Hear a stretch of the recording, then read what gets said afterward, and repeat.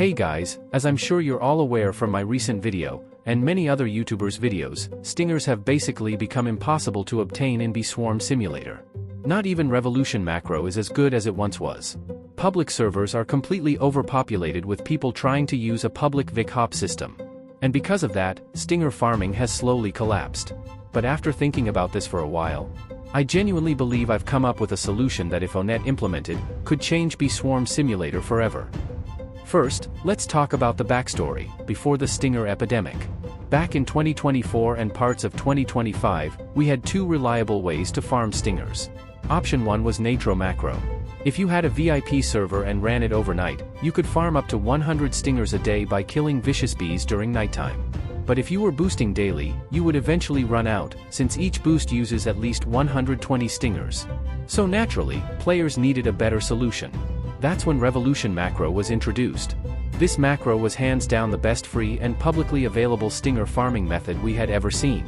It could easily farm anywhere from 200 to 500 stingers per day using a public vicious hop system, searching for nighttime public servers and instantly killing a vicious bee if one spawned. But that didn't last forever. Eventually, Natro's Vic killing system broke and was no longer able to reliably kill vicious bees. That caused a massive influx of players switching over to Revolution macro. At first, it didn't seem like a big deal. But over time, public servers became completely oversaturated with players all trying to public Vic hop.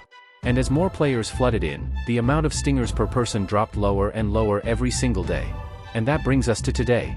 Natro's Vic system is still broken. Revolution macro has become a shell of its former self, now earning maybe half, or even less, of what it used to.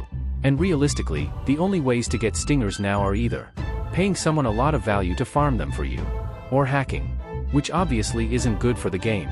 So after thinking about this issue for a while, I believe I've come up with one of the best possible solutions.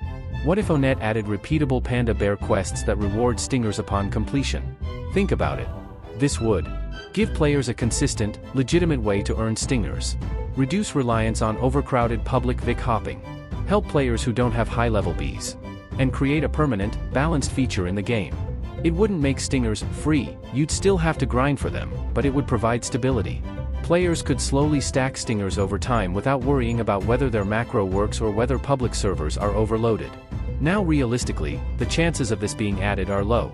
But if enough people recognize this as a real issue, especially if Natro never gets fixed, something like this could genuinely help combat the stinger epidemic. Another good solution would be adding stingers to Riley Bee and Bucko Bee quest rewards. Since those quests have become increasingly difficult, especially now that some of them require blooms, it would make sense for the rewards to scale up as well.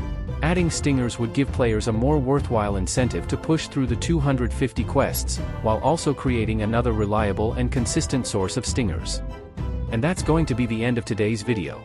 If you enjoyed it, make sure to hit that subscribe button and turn on post notifications so you never miss another upload. Also, let me know in the comments, do you think repeatable panda bear quests are a good idea? And would you like to see Riley Bee and Bucko Bee's quest rewards scale up due to blooms being added? Or would you solve the stinger problem differently? Hope to see you in the next video. Peace.